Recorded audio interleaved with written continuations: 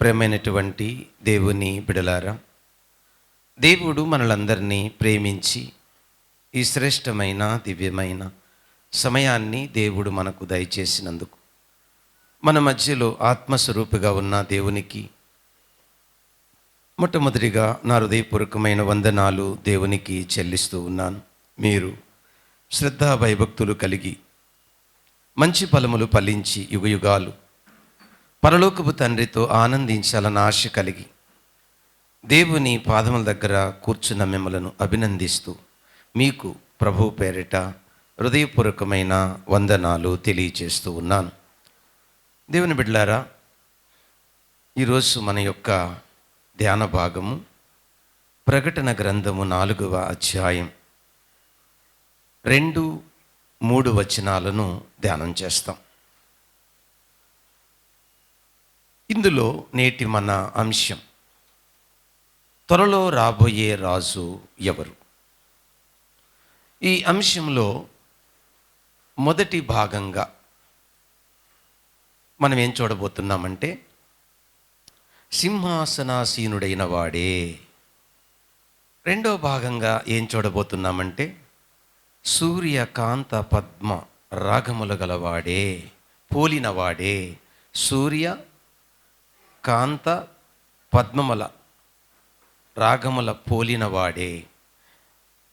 చివరిగా ఇంద్రధనుస్సు పోలిన పాలన చెయ్యవాడే, నిత్యము యాలబోయే రాజు. Question mark. ఎవరు ఆ సింహాసనాసీనుడు? ఎవరు ఆ సూర్యకాంత పద్మ రాగములు పోలినవాడు? ఎవరు ఇంద్రధనుస్సు పోలిన పాలన అందించేవాడు? ప్రార్థన చేసుకుందాం. ప్రేమ కలిగిన మా పరలోకపు తండ్రి, దివ్యమైన నీ వాక్యమును ధ్యానిస్తుండగా నాయనా, వాక్యం అనే రొట్టె విరచి ఆత్మకు జీవాహారంగా పెట్టి మమ్మలను సర్వ సత్యములోనికి నడిపించమని, నీ కుమారుని స్వారూప్యములో రూపాంతరపరచమని, దివ్యమైన నీ వాక్కులు మీరు మాకు అందిస్తూ ఉండగా మనసు డైవర్ట్ కాకుండా మనసు వాక్యం మీద నిలిచేలాగా మమ్మలను ఆత్మ అభిషేకముతో నింపమని, నిదాసుని మరుగు చేసి మాతో మాట్లాడమని యేసుక్రీస్తు నామమున అడుగుచున్నాము తండ్రి, ఆమేన్. ప్రభువు నందు ప్రేమైనటువంటి దేవుని బిడలారా,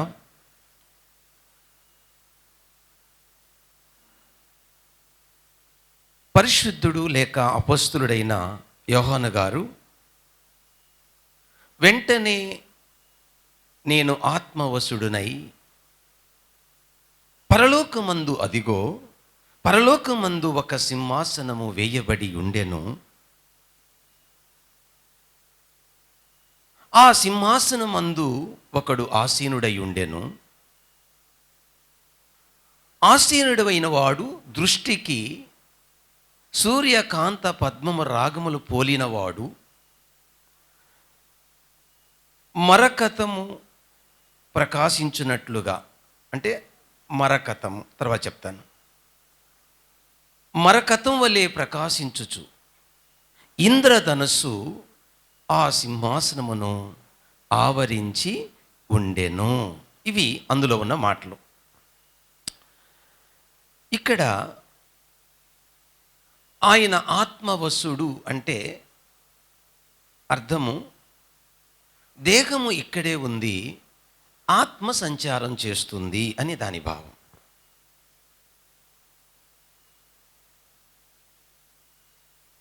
గెహజియా తప్పు చేసినప్పుడు ఆ యొక్క నయమాను బహుమానమును దొంగిలించినప్పుడు నువ్వు ఎక్కడికి వెళ్ళావు అని ఎలీషా అడిగితే, నేను ఎక్కడికి వెళ్ళాను, ఇక్కడే ఉన్నాను కదా అన్నప్పుడు, నా మనసు నీతో కూడా రాలేదా? సో మూల భాషలో ఆత్మ. కాబట్టి పౌలు మాట్లాడుతూ, నేను దేహమునకు దూరముగా ఉన్నను, నేను ఆత్మ విషయములో నేను మీకు దగ్గరగా ఉన్నాను. కాబట్టి దేవుడు కొన్నిసార్లు తన భక్తులకు అలాంటి భాగ్యాన్ని ఇస్తాడు. ఆ విధముగానే ఈయన ఆత్మవశుడై ఒక దృశ్యాన్ని చూస్తూ ఉన్నాడు. ఒక దృశ్యాన్ని. ఆ దృశ్యం ఏంటంటే, పరలోకములో ఒక సింహాసనము వేయబడి ఉండెను. అదిగో పరలోకమందు ఒక సింహాసనము వేయబడి ఉండెను. ఇందులో మొదటి మాట ఏంటంటే, ఆ సింహాసనమందు ఒకడు ఆసీనుడై ఉండెను అని రాయబడి ఉన్నది. త్వరలో రాబోయే ఈ రాజు, త్వరలో నిత్యము ఏలబోయే ఈ రాజు ఈ సింహాసనాసీనుడే. అయితే ప్రశ్న, ఈ సింహాసనాసీనుడైన వాడు ఎవడు అన్నది ప్రశ్న. దేవుని బిడ్డలారా, దేవుణ్ణి అర్థం చేసుకోవడానికి 3 కోణాలు మనకు కావాలి, 3 విషయాలు మనకు తెలియాలి. దేవుని సార్వభౌమత్వం నెంబర్ 1. నెంబర్ 2, దేవుని ప్రణాళిక. నెంబర్ 3, దేవుని కృప. దేవుడు మనకు అర్థము కావాలి అని అంటే ఈ 3 విషయాలు మనం గుర్తుపెట్టుకోవాలి. దేవుని సార్వభౌమత్వం, రోమపత్రిక 9వ అధ్యాయం 15వ వచనం.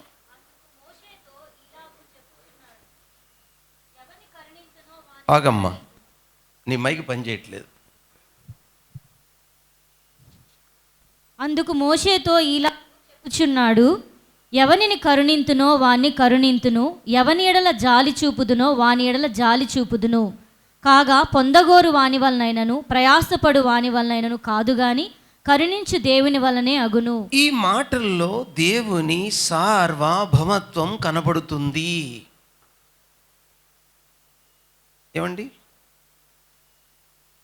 దేవుడు తనకు తానే ఏదైనా చేస్తాడు, ఏదైనా చేయగలడు.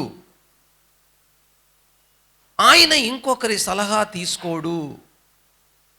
నీ దృష్టిలో అది తప్పు కావచ్చు, కానీ దేవుని దృష్టిలో అది తప్పు కాదు. నీ దృష్టిలో నీకు అంగీకారం కాకపోవచ్చు. అందుకే ఇంకొంచెం అదే వచనంలో 13, 14 గమనిస్తే, యాకోబును ప్రేమించి తిని ఏసావును ద్వేషించి తిని. మరి మనకని అది తప్పు అనిపించవచ్చు. కాబట్టి దేవుని యొక్క సార్వభౌమత్వం అంటే ఆయనకు నచ్చింది ఆయన చేస్తాడు. ఆయన ఏం చేసినా రైట్ అంతే, అది తప్పనడానికి మనకు అధికారము లేదు. ఇలా కూడా చెప్పుకోవచ్చు. కుమ్మరవాడు మట్టిని తీసుకొని కుండను తయారు చేసిన తరువాత కుండెళ్ళి నన్నెందుకు ఇలా చేశావని అనదా దగునా? అంటే ఈ కుండను తయారు చేసిన వ్యక్తిని ప్రశ్నించే అధికారము లేదు. Question mark. అదేంటండి అని అంటే, దేవుడు అనంతుడు, మనిషి పరిమితి కలిగిన వాడు. పరిమితి కలిగిన ఈ మానవుడు దేవుణ్ణి అర్థం చేసుకోవడం అసంభవం. అందుకనే శిరస్సు వంచి దేవునికి కృతజ్ఞతలు చెప్పడము తప్ప ప్రశ్నించే రైట్స్ మనకు లేవు. ఓకే, దేవుని సార్వభౌమత్వము అంటే ఏంటో మనకు అర్థమైంది కదా. నెంబర్ 2, దేవుని ప్రణాళిక. ఏమిటి దేవుని ప్రణాళిక? దేవుని సార్వభౌమత్వములో సూర్యుని చేశాడు, సృష్టిని చేశాడు, లోకాన్ని చేశాడు, మనిషిని చేశాడు, దేవదూతలను చేశాడు, అన్నీ చేశాడు. చేసేటప్పుడు లేక చేయకముందే ఆదాము తప్పు చేస్తాడని, ఆదాము పండు తింటాడని, ఆదాము పతనమవుతాడని, ఆ తర్వాత మెస్సయ్య భూమి మీదకి రావాలని, ఇదంతా దేవునికి ముందే తెలుసా? జరిగిపోయిన తర్వాత అయ్యో అయ్యో అని దేవుడు బాధపడ్డాడంటే, అలా బాధపడితే ఆయన దేవుడు కాడు. అలా ఆలోచిస్తే ఆయన దేవుడే కాడు. అందుకే పాయింట్ 2, దేవుని ప్రణాళిక. ఏమిటి దేవుని ప్రణాళిక? నేను సృష్టిని చేస్తాను, మానవుడు పతనం అవుతాడు. పతనమైన మానవునికి మళ్ళీ విమోచన కావాలి. విమోచన కొరకు మెస్సయ్యను పంపించాలి. మెస్సయ్య భూమి మీదకి రావాలి అని అంటే ఒక స్త్రీ కావాలి. ఆ స్త్రీ మరియమ్మ. ఆ స్త్రీ గర్భాన పుట్టాలి అని అంటే దానికి ఒక వంశావళి ఉండాలి. సో అబ్రహామును ఎన్నుకోవాలి, అబ్రహాము నుండి ఇస్సాకును ఎన్నుకోవాలి, ఇస్సాకు నుండి యాకోబును ఎన్నుకోవాలి, యాకోబు నుంచి 12 గోత్రాలు ఎన్నుకోవాలి. ఆ 12 గోత్రాలు యూదా గోత్రం నుండి మెస్సయ్య పుట్టాలి. ఏమండి, ఇది దేవుని ప్రణాళిక. ఎంత విచిత్రంగా ఉన్నది. Question mark. అయితే మీరు ఇలా అడగవచ్చు, మాస్టర్ గారు భూప్రపంచంలో ఇంతమంది ఉండగా ఒక్క ఇశ్రాయేల్ని ఎందుకు ఎన్నుకున్నాడు? దేవుని ప్రణాళిక ఏంటి? ద్వితీయోపదేశకాండం 4వ అధ్యాయం 34-35. మీ దేవుడైన యెహోవా ఐగుప్తులో మీ కన్నుల ఎదుట చేసిన వాటన్నిటిని చొప్పున ఏ దేవుడైనను శోధనలతోనూ సూచక క్రియలతోనూ మహత్కార్యములతోనూ యుద్ధముతోనూ బాహుబలముతోనూ చాచిన చేతితోనూ మహాభయంకర కార్యములతోనూ ఎప్పుడైనను వచ్చి ఒక జనములో నుండి తన కొరకు ఒక జనమును తీసుకొని యత్నము చేసెనా? అయితే యెహోవా దేవుడనియు ఆయన తప్ప మరి ఒకడు లేడనియు నీవు తెలుసుకొనున్నట్లు అది నీకు చూపబడెను. అదండి, యెహోవే దేవుడని, ఆయన తప్ప మరొక దేవుడు లేడని, అట్టి దేవుడు ఇశ్రాయేలీలనే జనాంగము ద్వారా ప్రపంచానికి ఆయన ప్రత్యక్షపరచుకోవడం, ఇది దేవుని ప్రణాళిక. దేవుని సార్వభౌమత్వం అర్థమైంది. 2, దేవుని ప్రణాళిక కూడా అర్థమైంది. నెంబర్ 3, దేవుని కృప. పాస్టర్ గారు అబ్రాహామునే ఎన్నుకోవడం ఏంటి, ఇస్సాకుని ఎన్నుకోవడం ఏంటి, యాకోబుని ఎన్నుకోవడం ఏంటి, ఆ 12 మందిని 12 గోత్రకర్తలు చేయడం ఏంటి, ఆ ఇశ్రాయేల్ని ఎన్నుకోవడం ఏంటి, వాళ్ళకొక రాజ్యం ఇవ్వడం ఏంటి, వాళ్ళ కొరకు మిగతా వాళ్ళని చంపడం ఏంటి? దీనికి ఒక పేరు పెట్టాం. ఏంటది? దేవుని కృప. ఏంటా దేవుని కృప? ద్వితీయోపదేశకాండం 8వ అధ్యాయం 20వ వచనం. నీ ఎదుట నుండకుండా నశింపజేయుచున్న జనములు వినకపోయినట్టు మీ దేవుడైన యెహోవా మాట మీరు వినకపోయిన ఎడల మీరును వారి వలనే నశించెదరు. విన్నారండి? ఇశ్రాయేలీలనే ఈ ప్రజలను ఐగుప్తీయ దేశము నుండి కనాన దేశానికి తీసుకుని రావడానికి, అక్కడున్న ప్రజలను నశింపచేయడానికి గల కారణం ఏంటట? చదివింది కదండి పాప. అది నోట్ దిస్ పాయింట్. ఎవరు వింటారో, ఎవరు వినరో, ఎవరు లోబడతారో, ఎవరు లోబడరో దేవుడికి ముందే తెలుసు. కాబట్టి ఇశ్రాయేలీలారా, అంటే ఇక్కడ కాంటెక్స్ట్, సందర్భం చెప్తున్నాను. ఓ ఇశ్రాయేలీలారా, వాళ్ళకంటే మేము మంచివాళ్ళమని దేవుడు ఎన్నుకున్నాడన్నో. మీ గతములో ఇక్కడ నివసించిన ఈ పెరిజీయులు, కనానీయులు, ఇక్కడ నివసించిన వారు నశింపచేశానే, వాళ్ళకంటే మీరు మంచి వాళ్ళని మిమ్మల్ని ఎన్నుకుంటేనా అన్నో. కేవలము మిమ్మల్ని ఎన్నుకోవడములో మీ ఎడల నేను చూపిన కృప, దట్స్ ఆల్. అంతే. ఈ భూప్రపంచములో లేక ఈ నెల్లూరు పట్టణములో ఇంతమంది ఉండగా మీరు మాత్రమే ఎందుకు దేవుణ్ణి నమ్మారండి? అది నీ మంచితనమా? కాదే. అది నీ విద్య? కాదే. అది నీ జ్ఞానమా? కాదే. అది నీ సంపద? కాదే. మరి ఎందుకు ఎన్నుకున్నాడండి మిమ్మల్ని? గాడ్స్ గ్రేస్, దేవుని కృప, దట్స్ ఆల్. దేవుని కృప అంతే. అయ్యా, ఈ ప్రపంచములో ఎంతో మేధావులు, గొప్పవాళ్ళు, విద్యావంతులు ఉన్నారే, మనల్ని మాత్రమే దేవుడు ఎన్నుకోవడానికి కారణం ఏంటంటే కృపా. రైట్, బాగుంది. సో ఆ విధంగా ఎన్నుకున్నాడు. ఐగుప్తు దేశం నుండి కనాన దేశాన్ని తీసుకొచ్చాడు. కనాన దేశంలో వాడిని పెట్టాడు. దేవుడు అక్కడ వారిని పెట్టిన తర్వాత వాళ్ళు అడిగారు, మాకు రాజు కావాలని. బెన్యామీను గోత్రం నుంచి సౌలు అనేటువంటి వ్యక్తిని ఎన్నుకున్నాడు. వాళ్ళకి రాజుగా ఇచ్చాడు. 40 సంవత్సరములు పరిపాలన చేశాడు. అతను అవిధేయత వల్ల రాజ్యం కోల్పోయాడు. ఆ తర్వాత యూదా గోత్రముల నుంచి దావీదుని ఎన్నుకున్నాడు. ఈ దావీదును 40 సంవత్సరాలు రాజుగా ఉంచాడు. ఆయన తర్వాత సొలొమోను ఎన్నుకున్నాడు. సొలొమోను 40 సంవత్సరాలు రాజుగా ఈ 12 గోత్రాలను ఏలాడు. ఆ తర్వాత సొలొమోను కుమారుడు రెహబాము వచ్చాడు. రెహబాము కాలంలో రాజ్యం 2 అయ్యింది. దాన్ని ఉత్తర రాజ్యమని, దక్షిణ రాజ్యమని పిలుస్తారు. ఉత్తర రాజ్యం అనగా దానికి రాజధాని సోమ్రోను, దక్షిణ రాజ్యం అనగా దానికి రాజధాని యెరూషలేము. ఉత్తర రాజ్యాన్ని 10 గోత్రాలని, దక్షిణ రాజ్యాన్ని 2 గోత్రాలని పిలుస్తారు. ఈ దక్షిణ రాజ్యాన్ని యూదా, బెన్యామీను ఉంటారు. ఉత్తర రాజ్యంలో మిగిలిన 10 గోత్రాలు ఉంటాయి. అయితే ఏం జరిగింది? వాళ్ళ అవిధేయత వలన క్రీస్తు పూర్వము 722లో 10 గోత్రాలకు చెందిన ఉత్తర రాజ్యం అష్షూరికి వెళ్ళిపోయింది. అంటే రాజ్యము కోల్పోయారు. ఆ తర్వాత క్రీస్తు పూర్వము 586లో దక్షిణ రాజ్యము యూదా, బెన్యామీను అను ఈ రాజ్యము వాళ్ళు బబులోను చెరకు వెళ్ళిపోయారు. ఈ విధంగా అటు ఉత్తర రాజ్యము రాజ్యం కోల్పోయింది, ఇట దక్షిణ రాజ్యము కూడా రాజ్యము కోల్పోయింది. ఇప్పుడు ప్రవచనం సమూయేలు 2వ గ్రంథము 7వ అధ్యాయము 14 నుంచి 16 వచనాలు. నేను అతనికి తండ్రినై ఉందును, నేను అతనికి తండ్రినయ్యుందును, అతడు నాకు కుమారుడై ఉండును, అతడు నాకు కుమారుడై ఉండును. అతడు పాపము చేసిన యెడల ఒకవేళ నీ కుమారుడు సొలొమోను తప్పు చేస్తే ఓ దావీదు, నరుల దండముతోను నరుల దండముతో మనుషులకు తగులు మనుషులు దెబ్బ తగులు దెబ్బలతో అతని శిక్షింతును అతని గాని శిక్షిస్తానయ్యా. నిన్ను స్థాపించుటకై నిన్ను స్థాపించుటకై నేను కొట్టివేసిన సౌలునకు నేను కొట్టివేసిన సౌలకు నా కృప దూరమైనట్లు నా కృప దూరమైనట్టు, అతనికి నా కృప దూరము చేయను. అనగా నీ కుమారుడైన సొలొమోనుకు నా కృపను దూరము చేయను. నీ మట్టుకు నీ సంతానమును నీ మట్టుకు నీ సంతానమును నీ రాజ్యమును నిత్యము స్థిరము. నీ రాజ్యమును, అండర్లైన్ దట్, నీ రాజ్యమును నిత్యము స్థిరమగును. అంటే నీ సింహాసనము నిత్యము స్థిరపరచబడును. మైకులు ఏమయ్యాయి ముందే చూసుకోవాలి, తాట తీసేస్తాను. దేవుని బిడ్డలారా గమనించండి,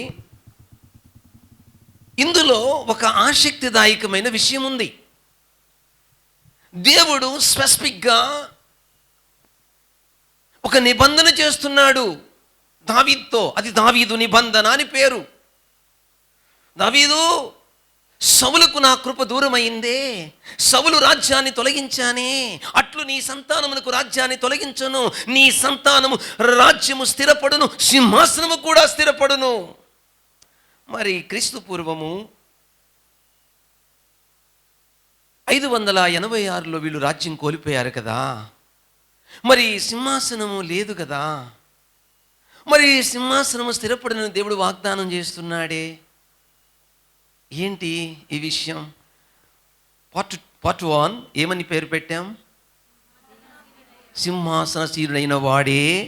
అంశం ఏంటి? త్వరలో నిత్యము ఏలబోయే రాజు. ఆ రాజు ఎవరో ఇప్పుడు మనం కనుగొంటున్నాం. ఆ అన్వేషణలో ఇదంతా, ఈ బ్యాక్గ్రౌండ్ అంతా తీసుకొస్తున్నాను మీ దగ్గరికి. ఓకే, ఏం జరిగింది? యెషయా గ్రంథము 11వ అధ్యాయము 1వ వచనం. యెషయా గ్రంథం యెషయి మొద్ద నుండి చిగురు పుట్టును, అది వాని ఇక్కడ వేరుల యెషయ మొద్దు అంటే ఏంటి అర్థము? రాజ్యము మధ్యలో వాళ్ళు కోల్పోయారు. కోల్పోయినప్పటి నుంచి రాజ్యము లేదు, వాళ్ళకి లేదు కనుక అది యెషయ మొద్దు, నరకబడింది. రాజ్య పరిపాలన మధ్యలో బ్రేక్ అయ్యింది, ఆగిపోయింది. ఆగిపోయిన ఆ రాజ్యాన్ని కొనసాగించుటకు యెషయ మొద్దు నుండి చిగురు పుట్టు. చిగురు అనగా శిశువు అని అర్థం. అంటే ఆ గోత్రములో నుంచి, ఆ వంశవృక్షములో నుంచి ఒక ఆయన పుట్టాలి. ఎవరండి ఆ చిగురు? యెషయా గ్రంథం 9వ అధ్యాయం 6వ వచనం. ఏలయనగా మనకు శిశువు పుట్టెను, మనకు కుమారుడు అనుగ్రహింపబడెను, ఆయన భుజముల మీద రాజ్యభారం ఉండెను. దేవుని బిడ్డలారా, భవిష్యత్తులో మెస్సయ్య ఈ భూప్రపంచాన్ని ఏలడానికి ఏ దావీదుతో దేవుడు నిబంధన చేశాడో, ఏ దావీదుతో దేవుడు వాగ్దానము చేశాడో, ఆ నిబంధన నెరవేర్చడానికి, ఆ వాగ్దానమును నెరవేర్చడానికి మెస్సియా 2021 సంవత్సరము క్రితం పరమను విడిచి భూలోకానికి వచ్చి కన్యగర్భాన పశువు తొట్టులో జన్మించి 33.5 సంవత్సరాలు జీవించి ఏం చేశాడండి? యెషయా గ్రంథము 61వ అధ్యాయము 2వ వచనం. యెషయా గ్రంథము 61వ అధ్యాయం 2వ వచనం. యెహోవా హితవత్సరమును మన దేవుని ప్రతిదండన దినమును ప్రకటించుటకును. యేసు ప్రభు ఈ లోకానికి వచ్చాడా? ఎస్. చిగురుగా శిశువుగా పుట్టాడా? ఎస్. అయితే ఏమి మొదట ఆయన స్థాపించాడయ్యా? హితవత్సరము. హితవత్సరం అనగా దయచూపు కాలము, అనగా మానవుని యొక్క పాపముల చేత, మానవుని యొక్క అపరాధముల చేత మానవుడు చనిపోయి దేవునికి దూరమయ్యి దేవుణ్ణి కోల్పోయిన మానవ జాతికి దేవుడు స్థాపించబోయే ఆ సింహాసనసీనుడైన ఆ రాజు స్థాపించబోయే రాజ్యములో ప్రవేశించుటకు మానవ జాతికి ఆ ప్రవేశ అర్హతను కలిగించడానికి మొదటి రాకడలో మెస్సయ్య వచ్చాడు. ఇతవత్సరమనగా దయచూపు కాలము అని దాని భావమై ఉన్నది. దయచూపు కాలము ఎక్కడుంది ఈ మాట? మత్తయి సువార్త 5వ అధ్యాయం. ఆత్మ విషయమై దీనులైన వారు పరలోక రాజ్యము, అది రాజ్య ప్రవేశ అర్హత. I am a sinner. ఒక వ్యక్తి తన ఆధ్యాత్మిక దారిద్రతను గుర్తించి ఆ పాపం విషయమై పశ్చాత్తాపపడాలి. అట్టి పడిన వానికి ఆ రాజ్యం యొక్క ప్రవేశ అర్హత కల్పించడానికి హితవత్సరము ప్రకటించుటకు. రెండోది జరగలేదు, ఇంకా ప్రతిదండన ఇంకా జరగలేదు. ఒకే వచనములో ఎంత వ్యవధి ఉందండి? హితవత్సరమును ప్రతిదండన ఇంకా నెరవేరలేదు. హితవత్సరం ఒకటి నెరవేరింది. ఇక ఏం జరగాలి? భవిష్యత్తులో సంఘము ఎత్తబడాలి. భూమి మీద ఉన్నటువంటి ఇశ్రాయేలు దేశానికి శత్రువు రాజ్యాలన్నీ కూడా నశించాలి. అంటే నీతిమంతుల సభలో పాపులు నిలవరు. కాబట్టి భూప్రపంచంలో ఉన్న శత్రువు రాజ్యాలు లేక ఇశ్రాయేలుకు వ్యతిరేకంగా ఉన్నవారు, యేసు ప్రభుకు వ్యతిరేకంగా ఉన్నవారందరూ కూడా భవిష్యత్తులో దేవుని యొక్క ఉగ్రత రగలబోతుంది. ఏమండి, ఈ విధంగా మెస్సయ్య ఈ భూప్రపంచాన్ని ఏలడానికి సింహాసనాసీనుడుగా, దాన్నే సెకండ్ కమింగ్, రెండవ రాకడ అంటారు. ఈ రెండవ రాకడకు ఇప్పుడు జరుగుతున్న సూచనలు ఇవన్నీ. సంఘము ఎత్తబడ్డానికి ఏమీ లేవండి, రెండో రాకడకే సూచనలు ఉన్నాయి. దాన్ని బట్టి సంఘము ప్రతి క్షణము సిద్ధముగా ఉండవలెను. ఏ టైములోనైనా ప్రభు వచ్చి సంఘాన్ని మధ్యాకాశానికి తీసుకుని వెళ్ళవచ్చు. ఎందుకంటే ఆయన రాజ్యాన్ని స్థాపించడానికి అతి త్వరలో రాబోతున్నాడు. Okay, part 1 complete. ఈ పార్ట్ 1 మనం పూర్తి చేసుకునే రెండో భాగానికి వెళ్ళే ముందు ఇంకొక వచనం, 103వ కీర్తన 9వ వచనం. యెహోవా ఆకాశమందు తన సింహాసనమును స్థిరపరిచి ఉన్నాడు, ఆయన అన్నిటి మీద రాజ్య పరిపాలన చేయుచున్నాడు. భూప్రపంచమంతటిని ఏలబోతున్నాడని దావీదు నోట నుంచి దేవుడు పలికించిన ప్రవచనం ఇది. అన్నిటి మీద ఏం చేయబోతున్నాడండి? రాజ్య పరిపాలన. ఆకాశమందు అంటే అర్థము యెరూషలేమును రాజధానిగా చేసుకొని భూప్రపంచాన్ని ఏలబోతున్నాడని దాని భావమై ఉన్నది. ఓకే అండి, ఇప్పుడు పార్ట్ 2కి వద్దాం. సింహాసనాసీనుడు ఎవరు అన్నది మనకు అర్థమైంది. ఇశ్రాయేల్ యొక్క రాజ్యము మధ్యలో బ్రేక్ అయింది. ఆ రాజ్యాన్ని కొనసాగించడానికి ఆల్రెడీ మెస్సయ్య పుట్టాడు. ఆ రాజ్యములో ప్రవేశించే వాళ్ళకి అర్హత ఇవ్వడానికి హితవత్సరాన్ని ప్రకటించాడు. సో అప్పటి నుండి ఇప్పటి వరకు ప్రభువుని నమ్ముతూనే ఉన్నారు, యేసు ప్రభుని అంగీకరిస్తున్నారు, రాజ్యంలోనికి ప్రవేశిస్తూ ఉన్నారు. అయితే రాజ్యం అనే మాట 5 దశల్లో ఉంది. కన్ఫ్యూజ్ అవ్వద్దండి. రాజ్యము అనే ఈ పరలోక రాజ్యము 5 దశల్లో ఉంది. 1 ప్రవచింపబడిన రాజ్యం, 2 సమీపింపబడిన రాజ్యం, 3 మధ్యస్థ రాజ్యం, 4 సహస్రాబ్ది 1000 ఏండ్ల పాలన రాజ్యం, 5 నిత్యత్వపు రాజ్యం, అదే పరలోకం. కాబట్టి దానియేలుతో మాట్లాడుతున్నప్పుడు అది ప్రవచింపబడిన రాజ్యం. బాప్తిస్మిచ్చి యోహాను మాట్లాడుతున్నప్పుడు అది సమీపింపబడిన రాజ్యం. అర్థమైందా? పరలోక రాజ్యము సమీపించి ఉన్నది, మీరు మారు మనసు పొందండి, అది సమీపింపబడిన రాజ్యం.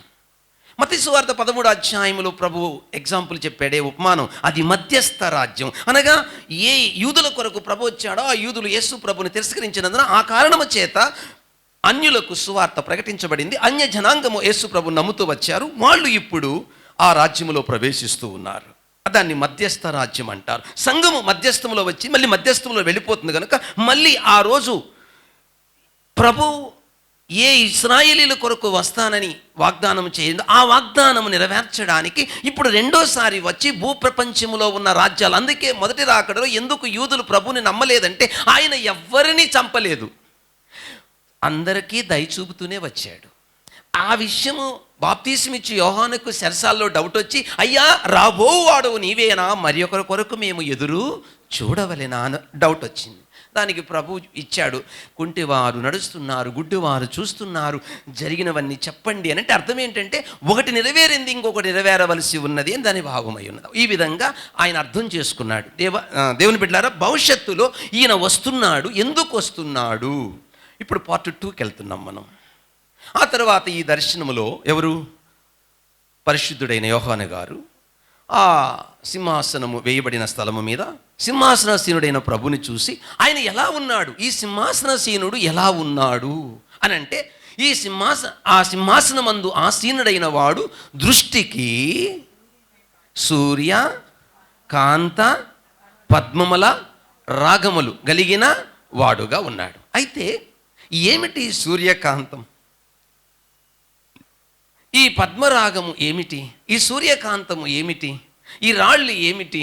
దీని భావము ఏమిటి? నిర్గమాకాండము 28వ అధ్యాయము 9-10 వచనాలు గమనిస్తే, నిర్గమాకాండము 28వ అధ్యాయము 9-10 వచనాలు గమనిస్తే, మరియు నీవు 2 లేత పచ్చలను తీసుకొని వాటి మీద ఇశ్రాయేలు పేర్లను, అనగా వారి జనన క్రమము చొప్పున ఒక రాయి మీద 6, ఇంకొక రాయి మీద 6, 12 గోత్రాలు ఆ రాతిల మీద చెక్కబడవలెను. ఒక్క నిమిషం అమ్మ. అంటే ఈ రాళ్ళు దేన్ని సూచిస్తున్నాయి? ఇశ్రాయేలు యొక్క రాజ్యాన్ని, ఇశ్రాయేలు యొక్క జాతికి సూచనగా ఉన్నాయి. ఏంటవి? రాళ్ళు. Good answer. ఇప్పుడు ప్రశ్న, నిర్గమాకాండం 28వ అధ్యాయం 17వ వచనములో ఈ క్రమములో రాళ్ళు లేవు. చదవమ్మా. నిర్గమాకాండం 28వ అధ్యాయం 17వ వచనం. దానిలో 4 పంక్తుల రత్నములుండునట్లు రత్నముల జవలను చేయవలెను. మాణిక్య గోమేదిక వినండి, ఇక్కడ పద్మరాగం అన్నా మాణిక్యం అన్నా ఒకటే అని అర్థం, గుర్తుపెట్టుకోండి. సో ప్రకటన గ్రంథము 4వ అధ్యాయం 3వ వచనంలో ఏమనుంది? మొదటి రాయి సూర్యకాంతం అని ఉంది. సూర్యకాంతము, రెండోది పద్మరాగం. అయితే నిర్గమాకాండం 28వ అధ్యాయము 17వ వచనంలో వచ్చేటప్పటికి మొదట పద్మరాగం అంటే మాణిక్యం ఉంది. ఆ తర్వాత రెండో స్థానంలో దీని భావం ఏమిటో చెప్తాను, వినండి. దీని భావం ఏంటంటే, ఇశ్రాయేలీలకు దేవుడు రాజ్యం ఇచ్చాడు. ఇశ్రాయేలీల యొక్క అవిధేయత వలన రాజ్యాన్ని కోల్పోయారు. కోల్పోయిన ఆ రాజ్యాన్ని పునఃస్థాపన చేయడానికి వస్తున్నాడు మెస్సయ్య. రాజ్యాన్ని తిరిగి మీకు ఇస్తాడని ఆ రాళ్ళ యొక్క భావమై ఉన్నది. భవిష్యత్తులో ఇప్పటికీ ఇశ్రాయేలీలు పడుతున్న ఈ ఇక్కట్లు, బాధలు, చుట్టుప్రక్కల శత్రువు దేశాల నుంచి వస్తున్న దాడులు, యుద్ధాలు అన్నిటిని బట్టి ఈ మన బ్రతుకులను, మన కష్టాలను, మన కన్నీళ్లను ఈ భూప్రపంచంలో ఎందరు పరిపాలించినా తీర్చలేరు. మెస్సయ్య రావాలి, రావాలి, రావాలని ఇప్పటికి వాళ్ళు ఎదురు చూస్తూనే ఉన్నారు. ఏమండి? కోల్పోయిన రాజ్యాన్ని దేవుడు ఇవ్వబోతున్నాడు. కోల్పోయిన భూభాగాన్ని యేసు ప్రభు ఇవ్వబోతున్నాడు. వస్తున్నాడు మెస్సయ్య. అతి త్వరలో ఈ భూమి మీద అడుగు పెట్టబోతున్నాడు. దానికి ముందు మధ్యాకాశానికి రావాలి, సంఘము ఎత్తబడాలి. ఆ తరువాతనే భూమి మీదికి యేసు ప్రభు అడుగు పెడతాడు. అడుగు పెట్టి స్వయముగా యుద్ధము చేసి, యుద్ధములో శత్రువులను ఓడించి ఇశ్రాయేలుకు రాజ్యాన్ని ఇవ్వబోతున్నాడు. ఏమండి? దేవుడు ఒక అద్భుతమైనటువంటి దర్శనాన్ని భక్తుడైన అపొస్తలుడైన యోహాను గారికి దేవుడిస్తూ ఉన్నాడు. కాబట్టి ఈ దర్శనము చూస్తున్న సమయానికి సంఘము భూమి మీద లేదు. Note this point. భూమి మీద లేదు, సంఘం అప్పటికి వెళ్ళిపోయింది మధ్యాకాశానికి. భూమి మీద జరగబోయే విషయాలను దేవుడు చూపిస్తాను రమ్మని పైకి పిలిచాడు. కాబట్టి భూప్రపంచంలో ఆయన రాజుగా పరిపాలన చేయడానికి ముందు ప్రతిదండన అనగా ఆ శత్రువులను హతమార్చాలి. ఆ విధముగా ఆయన అంగీకరించిన వారందరూ ఈ 1000 ఏళ్ల పాలనలో ఉంటారు.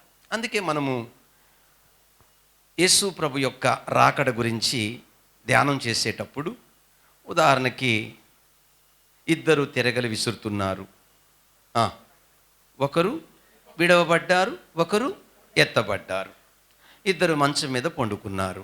ఒకరు విడవబడ్డారు, ఒకరు ఎత్తబడ్డారు. ఈ మాటలను 1000 ఏళ్ల పాలనలో దృష్టిలో పెట్టుకొని ఆలోచన చేస్తే విడవబడేది ఎవరు, ఎత్తబడేది ఎవరు? ఎత్తబడేది శత్రువులు, విడవబడేది వెయ్యాళ్ల పాలనలోనికి వచ్చిన ప్రజలు. ఒకవేళ ఇదే మాటలు సంఘాన్ని దృష్టిలో పెట్టుకొని ఆలోచిస్తే ఎలాగ అర్థమవుతుంది?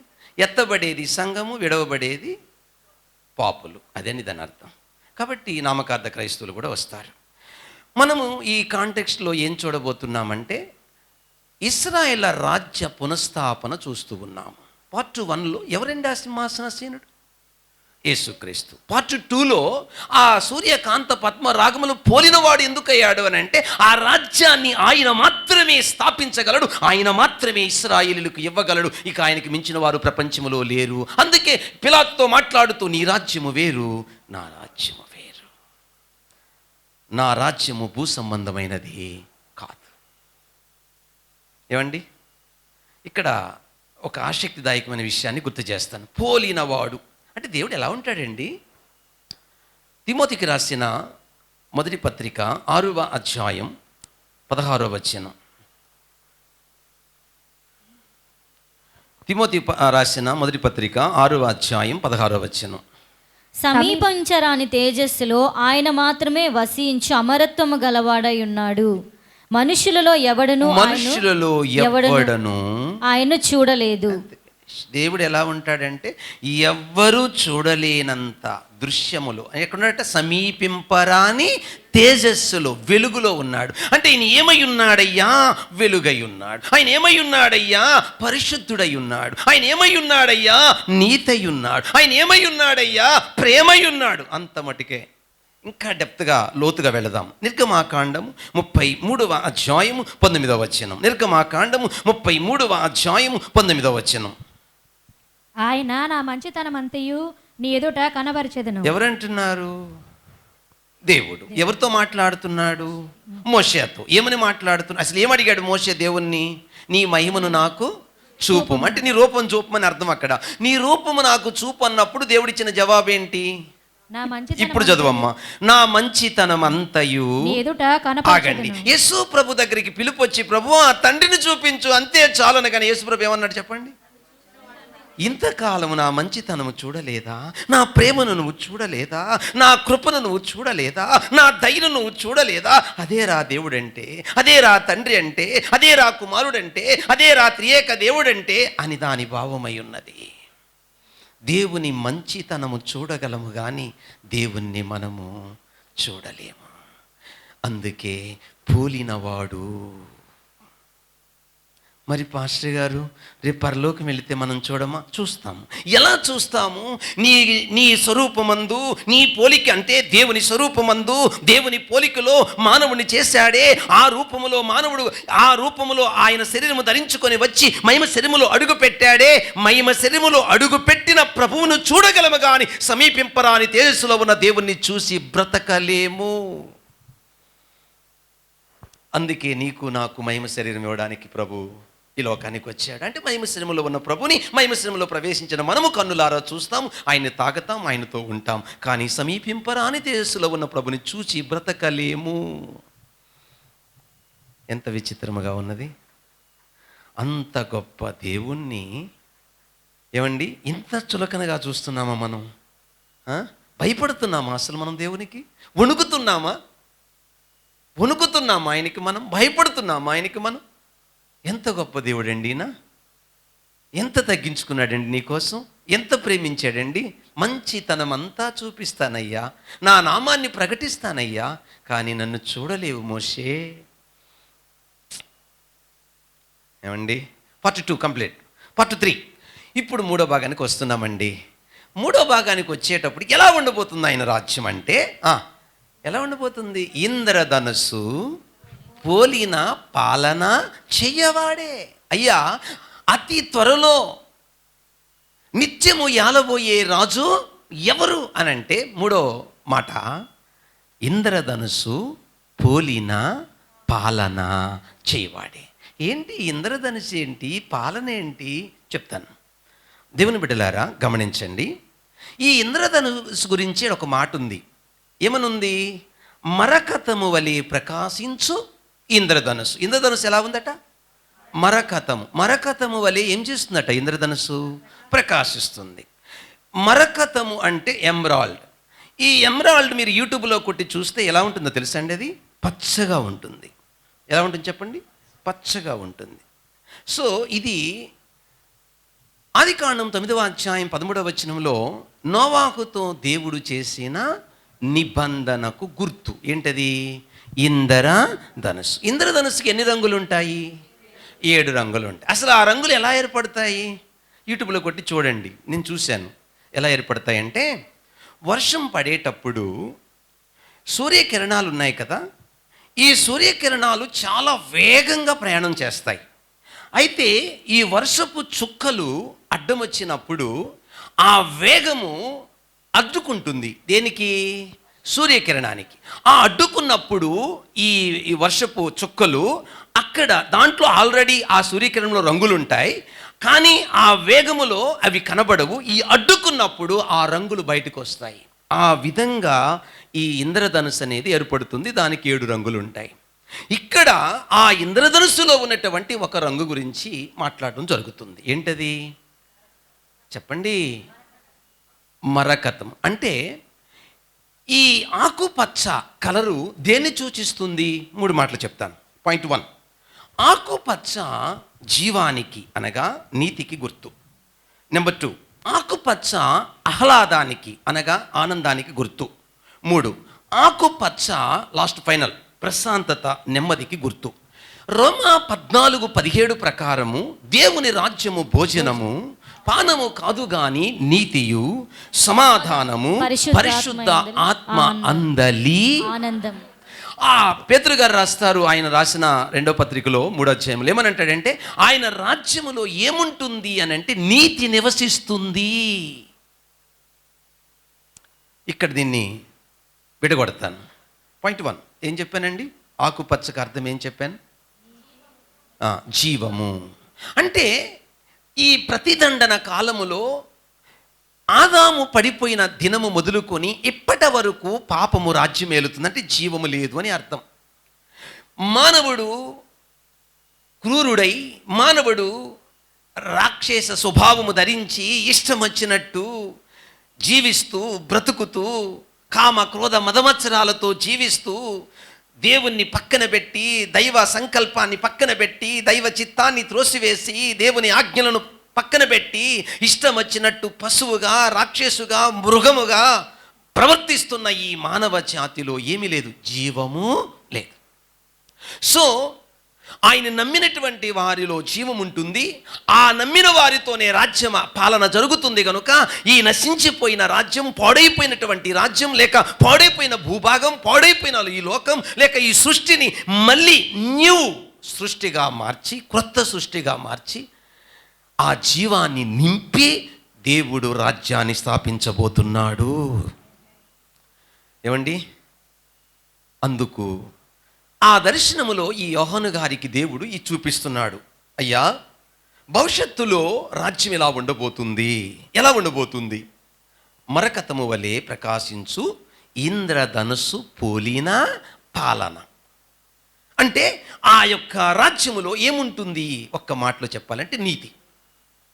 అందుకే నీతి నిమిత్తము మీరు ఏం కలిగి ఉండాలి? ఆకలి తప్పులు కలిగి ఉండాలి. ఉద్యోగములో నీతి, వ్యాపారములో నీతి, నీ పని బాటల్లో నీతి, నీ విద్యలో నీతి. నిజమే, నీతిగా బ్రతికితే కష్టాలు, నీతిగా బ్రతికితే నీకు ఒక్కోసారి తినడానికి తిండి కూడా ఉండకపోవచ్చేమో, నీతిగా బ్రతికితే ఆకలితో ఉండాల్సి వస్తుందేమో, నీతిగా బ్రతికితే లగ్జరీ లైఫ్ నీకు ఉండకపోవచ్చు, నీతిగా బ్రతికితే ఈ లోకములో కొన్ని శ్రమలు ఎదుర్కోవాలి. బట్ ఆ రాజ్యము కొరకు ఈ లోకములో భక్తులు ఎలా బతికారంటే రంపాలతో కొయ్యబడ్డారు, గుర్రాలతో లాగబడ్డారు, సింహాల నోట్లోకి వెళ్ళారు. వారికి లోకము ఎన్న తగినది కాదు. దేనికి శిల్పియు నిర్మాణికుడు ఆ పునాదులు గల పట్టణము కొరకు ఎదురు చూసి ఆయన బ్రతుకు దినములన్నీ అబ్రహాము గారు గుడారములలో నివసించాను. దేవుని బిడ్డ, భవిష్యత్తు గురించిన ఆలోచన నీకుందా? నిత్యత్వమును గురించిన ఆలోచన నీకుందా? భవిష్యత్తును గురించిన దృష్టి నీకుందా? మీరు క్రీస్తుతో కూడా లేపబడిన వారైతే పైనున్న వాటిని వెతకండి. ఈ లోకం శాశ్వతం కాదు, ఈ డబ్బు శాశ్వతం కాదు, ఈ అంతస్తులు శాశ్వతం కాదు, నీ జాబు, నీ అందము శాశ్వతం కాదు. ఈ లోకంలో ఏది నీ వెంట రాదు. ధరలోని ప్రేమలు స్థిరము కావు. క్రీస్తు యేసు కలవరి ప్రేమ కడవరకు మనల్ని ఆదరిస్తుంది. దేవుని బిడ్డారా, దేవుడు ఒక న్యూ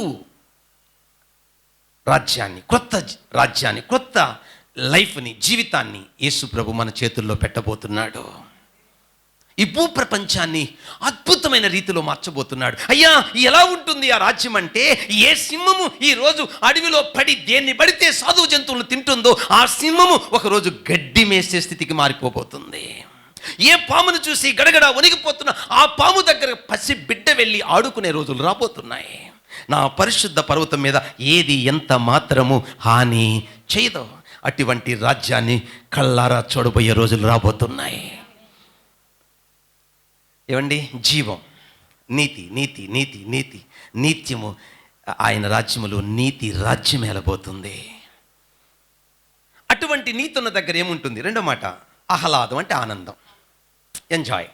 ఎక్కడ మీరు గమనించండి, ఒక మాట ఉంది, ప్రేమ లేని చోట క్రొవ్విన మాంసం అంటే ఎన్వి తినుట కంటే ప్రేమగల చోట ఆకుకూరల భోజనము తినుట ఎంతో శ్రేష్టం. అది మీరు గమనించాలి, ఆనందానికి ఎంత తేడా ఉందో.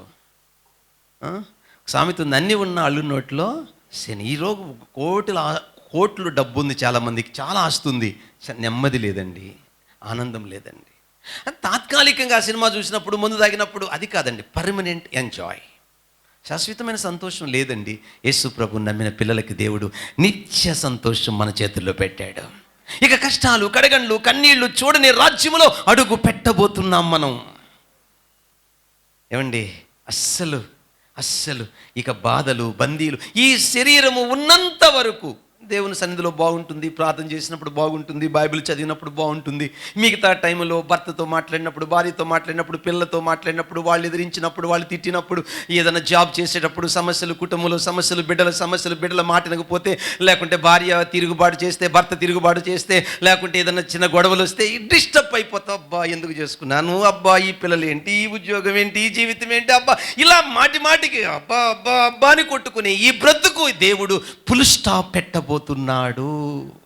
ఇక ఈ కష్టాలు చూడవు, ఇక ఈ కన్నీరు చూడవు, ఇక ఈ వేదనలు చూడవు, ఇక ఈ బాధలు చూడవు. మరి ఏం చూస్తావు? ప్రభువునందు ఆనందించండి. మరలా చెప్పుదును, ఎల్లప్పుడూ ప్రభువునందు ఆనందించు. ఆ దినాలు త్వరలోనూ చూడబోతున్నావు. అతి త్వరలో ఆ రాజ్యములను అడుగు పెట్టబోతున్నావు. ఏమండి, లాస్ట్ మాట చెప్పండి. పీస్ ఆఫ్ మైండ్, ప్రశాంతత అంటే సమాధానం. ఏమండి, మీ కులం అది, మీ గోత్రం ఇది, మీరు ఆ రంగు, మీది ఈ కలరు, మీరు వాళ్ళు, మేము అయ్యి, మేము లో, మేము గొప్ప, మీరు ఏముండవు, తారతమ్యాలు ఉండవు. ఒక పసిబిడ్డ, వాళ్ళు ఏ కులానికి చెందిన, లేక ఏ లగ్జరీ అంటే బాగా డబ్బు ఉన్న కుటుంబానికి చెందిన వాళ్ళు ఒక చోట కలిసి పిల్లలు ఎలా ఆడుకుంటారో, భూప్రపంచంలో ఏ కులమైనా, ఏ మతమైనా, ఏ దేశమైనా, ఏ రాష్ట్రమైనా, ఏ ప్రాంతమైనా, ఏ భాష అయినా, ఏ రంగైనా, మనమందరం ఆయన రాజ్యంలో ఒకేలా ఉండబోతున్నాము. పీస్ ఆఫ్ మైండ్, ఏమి ద్వేషాలు, కక్షలు, అసూయలు, పగలు లేకుండా మనమందరము ఆ నీతి సూర్యుని వెలుగులో నిత్యము సమాధానము కలిగి ఉండబోతుంది. అందుకే బల్ల తీసుకునేటప్పుడు సమాధానం, క్షమించండి, భర్తను క్షమించండి, భార్యని క్షమించండి, పిల్లలను క్షమించండి, ఇరుగు పొరుగు వారిని క్షమించండి, అత్తను క్షమించండి, మామను ఈ పదాలు ఎందుకుంటాయంటే అక్కడ సమాధానం ఉంటుంది. ఇక్కడ సమాధానం లేకుండా అక్కడ మనం సమాధానం ఎలా కలిగి ఉండగలం? ఏమండి, దేవుని బిడ్డలారా, మనం ముగింపుకు వచ్చాం. మన అంశం చెప్పండి. నిత్యము లేక త్వరలో నిత్యము ఏలబోయే రాజు ఎవరు? 1, సింహాసనాసీనుడైన యేసే. 2, సూర్యకాంత పద్మ రాగములు పోలినవాడైన యేసే. 3, ఇంద్రధనుస్సు పోలిన పాలన చెయ్యవాడైన యేసే. అప్లికేషన్, అన్వయింపు. మారు మనసు పొందావా? బాప్తీసం తీసుకున్నావా? మారు మనసు పొంది బాప్తీసం తీసుకొని సంఘములో ఎదుగుతూ ఉన్నావా? ఎస్. ఏ కారణం చేతైనా పడిపోయావా? మారు మనసు పొంది రక్షింపబడి పడిపోయావా? ఒకప్పుడున్న భక్తి, ఒకప్పుడున్న ప్రార్థన, ఒకప్పుడున్న ఆధ్యాత్మిక ఎదుగుదల ఇప్పుడు లేదా? చాలా ప్రమాదం సుమా. మారు మనసు లేకపోతే మారు మనసు పొందు. ఎందుకంటే ఆయన రాజ్యంలో ప్రవేశించాలంటే ఏమవసరం? మారు మనసు. 2, ఆయన రాజ్యంలో ప్రవేశించాలంటే ఏమవసరం? మర్చిపోయారు అప్పుడే. 30 అంతులు, 60 అంతులు, 100 అంతులు ఎదుగుదల అవసరం. నెంబర్ 3, విశ్వాసి 30లో ఉండకూడదు, 60కి రావాలి, 60లో ఉండకూడదు, 100కి రావాలి. సో రోజు రోజుకి విశ్వాసం ఏమవుతుండాలి? ఎదుగుతూ ఉండాలి. 3 మాటలు చెప్పాను. 1, మారు మనసు లేని వారు ఏం చేయాలి? మారు మనసు పొందాలి. 2, మారు మనసు పొందిన వారు ఏం చేయాలి? పడిపోయి ఉంటే తిరిగి మళ్ళీ లేయాలి. ఇలా చెప్పాలి. మారు మనసు లేని వారు పాపం విషయమై ఏడవాలి. 2, మారు మనసు పొంది పడిపోయిన వారు మొదటిదేమో రక్షణ కొరకు ఏడవాలి, 2వది రక్షణ ఆనందం కొరకు ఏడవాలి, 3వది రక్షణ ఎదుగుదల కొరకు ఏడవాలి. Note this point. 1, మారు మనసు లేని వారు దేని కొరకు ఏడవాలి? రక్షణ కొరకు ఏడవాలి. ప్రభువా, ఐ వాంట్ ఏంటిది? సాల్వేషన్. నాకేం కావాలి? రక్షణ, రక్షణ, రక్షణ, రక్షణ. ఓకే, నాకు పాస్టర్ గారు రక్షణ వచ్చింది. ఏ కారణము చేత రక్షణ ఆనందాన్ని కోల్పోయావు? దావీదులాగా ఏడవాలి, నాకు రక్షణ ఆనందము దాయిచ్చి. 3వది చెప్పాలి త్వరగా. నీవు ఆ రక్షణలో ప్రారంభం ఇప్పుడు అదే మోతాదులో ఉన్నావా? ఎదుగుదల తప్పు. ఏమవ్వాలి? రక్షణలో ఎదగాలి. 30 నుండి 60కి, 60 నుండి 100. ఎదుగుతూనే ఉండాలి మనం. ఎదుగుదల కొరకు ఏడవాలి. ఇప్పుడు చెప్పండి వరుసగా. 1, రక్షణ విషయమైన మారు మనసు కొరకు ఏడవాలి. 2, రక్షణ ఆనందం కొరకైన మారు మనసు విషయమై ఏడవాలి. 3, రక్షణ ఎదుగుదల కొరకైన మారు మనసు కొరకు ఏడవాలి. ఇలాగా మనము ఉంటే ఆ రాజ్యములో మనం అడుగు పెట్టబోతున్నాము. ప్రార్థన చేసుకుందాం. అందరం లేచి నిలబడదాం. అందరం లేచి నిలబడదాం.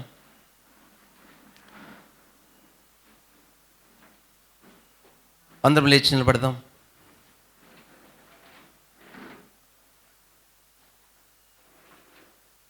చేయండి స్మాల్ ప్రేయర్. Small prayer. ఏమని చేస్తారంటే, ప్రభువా, ఈ దినమున మేము ఒక అద్భుతమైన పాఠం నేర్చుకున్నాం. ఒక అద్భుతమైన పాఠం నేర్చుకున్నాం. ఏంటంటే, త్వరలో నిత్యము యాలబోయే రాజు ఎవరు? ఆ రాజు సింహాసనాసీనుడైన యేసే అని, ఆ రాజు సూర్యకాంత పద్మ రాగంలో పోలిన వాడైన యేసే అని, ఆ రాజు ఇంద్రధనుసు పోలిన పాలన చెయ్యవాడైన యేసు అని ఇప్పుడే నేర్చుకున్నాం. అయ్యా,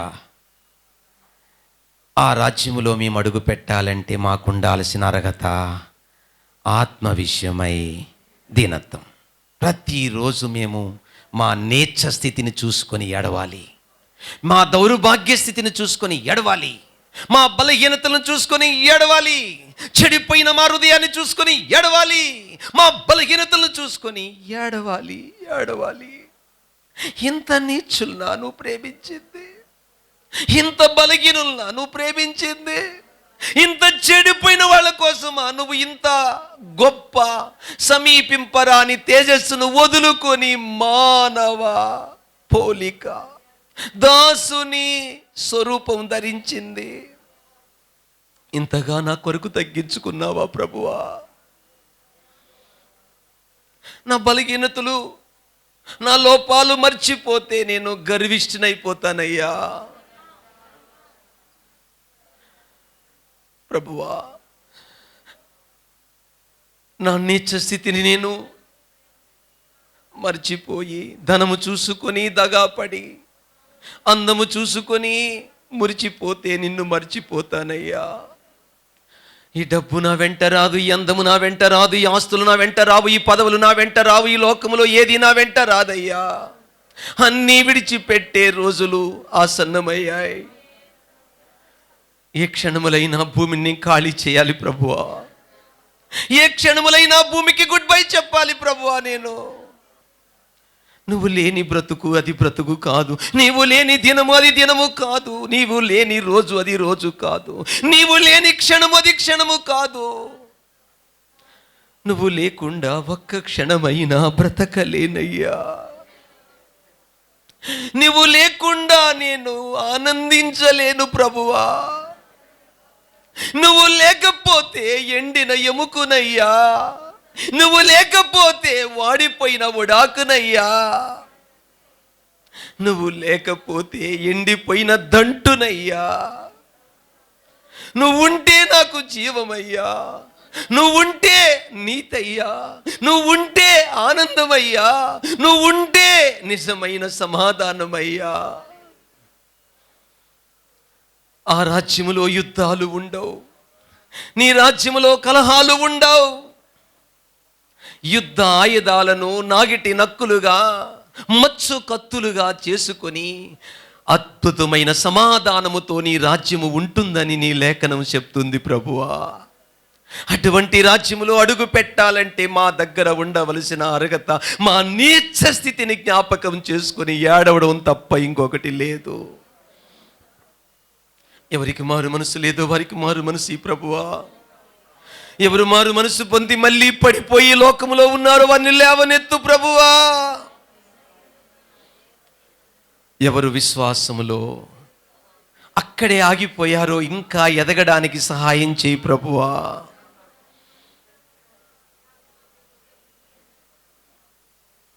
దయచేసి ఎవరు మౌనంగా ఉండొద్దండి ప్లీజ్.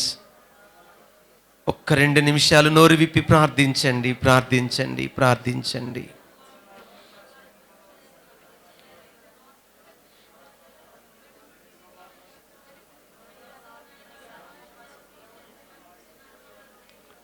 ఎవరు మౌనంగా ఉండొద్దు ప్లీజ్.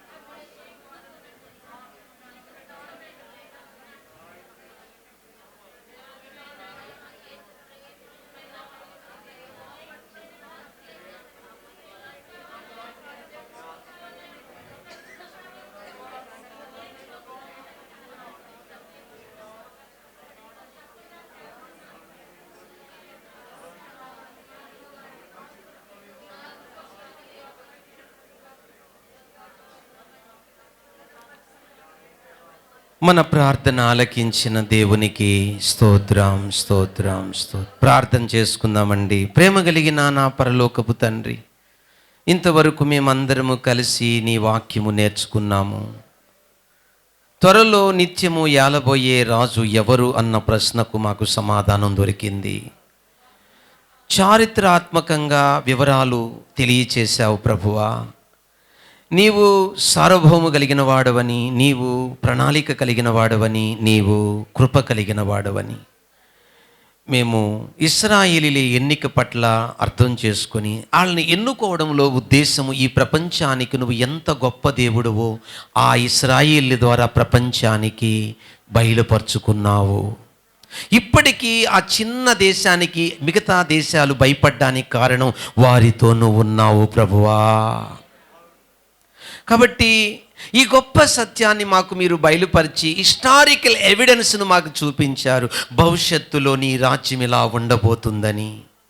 ఇన్ని వివరాలు చెప్పాక కూడా మేము మారు మనసు పొందకపోతే, మేము రక్షింపబడకపోతే, పడిపోయిన మేము తిరిగి లేకపోతే మాకు పుట్టగతులు ఉండవయ్యా.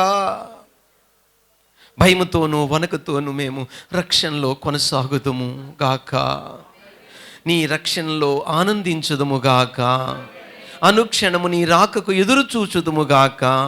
ఈ బిడ్డలను, నన్ను మారు మనసు లేని అనుభవంలో ఎవరైనా ఉంటే, మారు మనసు అనుభవంలో మారు మనసు పొంది పడిపోయిన అనుభవంలో ఉంటే తిరిగి లేచి ఎవరైతే విశ్వాసంలో ఎదక్కున్నారో వారు ఎదిగేలాగా దీవించమని యేసుక్రీస్తు నామమున అడుగుచున్నాము తండ్రి. ఆమేన్. కూర్చోండి.